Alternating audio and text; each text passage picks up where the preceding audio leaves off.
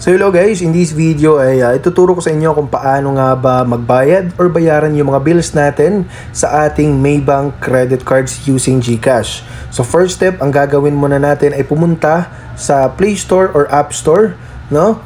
Para i-update yung GCash mobile application natin. So ang reason guys kung bakit ina-update natin yung GCash application bago tayo mag-transact ay para hindi tayo maka-encounter ng kahit anong mga glitch or mga problema sa kahit anong ginagawa natin sa GCash. Kasi lahat ng transaction dito sa GCash naka-involve yung pera. Kaya make it sure na updated yung ano natin para hindi maka-problema. Baka magtataka kayo, biglang mawala yung pera nyo. Di ba?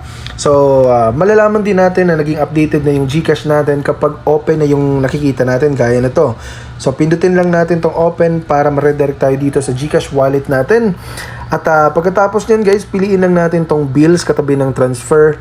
Tapos, credit card sa baba ng electric utilities. And then, piliin natin tong Maybank credit card. Okay, so select natin tong Maybank credit card. So posting period ng Maybank credit cards dito sa GCash ay within 3 business days. Okay, so after 3 business days, kapag hindi pa rin nagpo-post yung payment natin, that's the time na pwede nating i-contact yung Maybank customer support using GCash transaction details.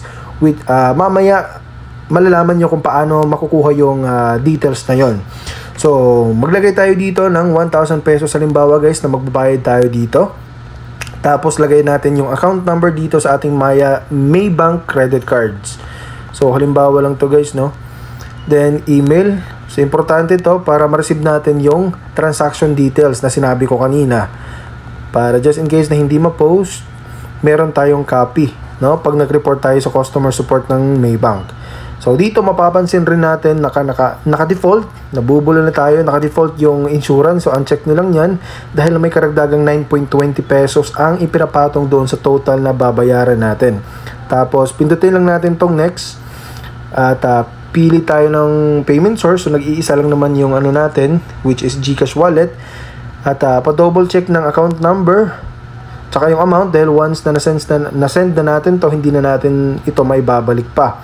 Tapos, may karagdagan palang 10 pesos na service charge, a total of 1,010 pesos yung mababayaran natin. Okay, so kapag okay na guys, pindutin mo lang yung confirm na nandito sa taas at automatic na magiging successful na yung payment natin dito sa GCash. Pero, ayun nga, maghihintay tayo from 1 to 3 business days bago mag-reflect yung payment natin.